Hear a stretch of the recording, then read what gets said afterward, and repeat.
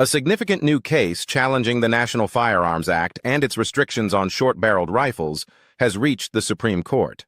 With Congress recently passing legislation that reduced the NFA tax on suppressors and SBRs to $0 through the Big Beautiful Bill, this case has become even more compelling. Let's examine what's happening. Today, we're discussing a crucial NFA challenge now before the Supreme Court. This case, U.S. v. Robinson, directly challenges the NFA and its SBR restrictions. The challenge asks the Supreme Court to rule that the NFA's restrictions are unconstitutional under the Second Amendment as they apply to short-barreled rifles. The 11th Circuit Court of Appeals previously ruled on this case, finding that the NFA does not violate the Second Amendment. The court also determined that the NFA is not an unconstitutional tax on a fundamental right. Following this ruling by the 11th Circuit, Mr. Robinson sought Supreme Court review.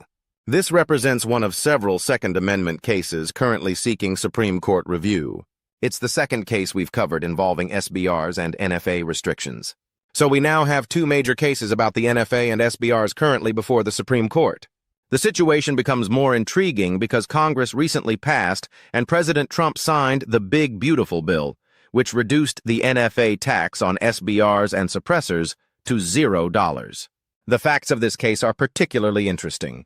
On September 9, 2022, law enforcement officers responded to a complaint about a suspicious vehicle parked in front of a house in Florida. When officers arrived, they observed Mr. Robinson asleep in the driver's seat. They also noticed a rifle buttstock next to him. Officers used a flashlight to look inside the car and woke up Mr. Robinson. Officers ordered Mr. Robinson to place his hands on the steering wheel, but instead of complying, he made the poor decision to drive away. Officers followed with their lights activated. Mr. Robinson eventually stopped his vehicle and was detained. After his arrest, they searched his vehicle and recovered a loaded short-barreled rifle and a separate upper receiver with a 16-inch barrel. The configured firearm was an SBR.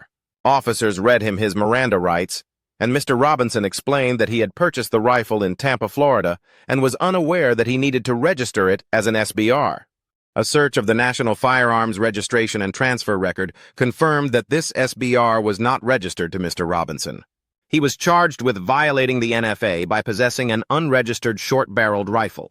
During a bench trial, the district court found Mr. Robinson guilty and later imposed an 18-month probation sentence with 6 months served under home confinement.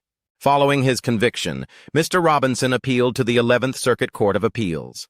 On appeal, he argued that the statute and conviction violated the Second Amendment in light of the New York State Rifle and Pistol Association v. Bruen ruling. He also contended that the NFA constitutes an unconstitutional tax on constitutional rights that exceeds Congress's powers under the 10th Amendment. However, the 11th Circuit Court of Appeals rejected all of Mr. Robinson's Second Amendment claims and his tax argument. In their decision, the 11th Circuit stated, "Here we conclude that Miller remains binding as the Supreme Court has not overturned it. As a lower federal court, we must leave it to the Supreme Court to overturn its own precedent and to limit its own precedent's applicability. As shown by the history laid out above, the court has yet to overturn or limit Miller. Accordingly, the NFA's registration requirement for short-barreled rifles and shotguns is constitutional." The court referenced Miller and their precedent upholding the NFA against Second Amendment challenges, stating these remain binding. The 11th Circuit explained that in their view, there was no meaningful distinction between short-barreled rifles and short-barreled shotguns. Other courts have reached similar conclusions. The 11th Circuit continued, "A successful Second Amendment challenge to the NFA must distinguish itself from the challenge the Supreme Court rejected in Miller. Here, Robinson has not established how the distinctions between short-barreled rifles and short-barreled shotguns present a relevant material difference that would make one regulation constitutional and the other not. We also disagree with Robinson's contention that the NFA is akin to a licensing scheme found unconstitutional in Bruen. The NFA does not require applicants to show any atypical need for armed self-defense, so they do not implicate the same concerns present in Bruen. They concluded by rejecting the argument that the NFA is an unconstitutional tax on a fundamental right.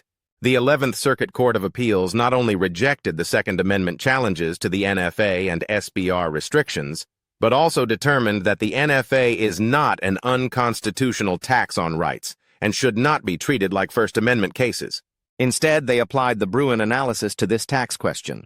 On the Second Amendment question, they relied heavily on the Supreme Court's Miller decision.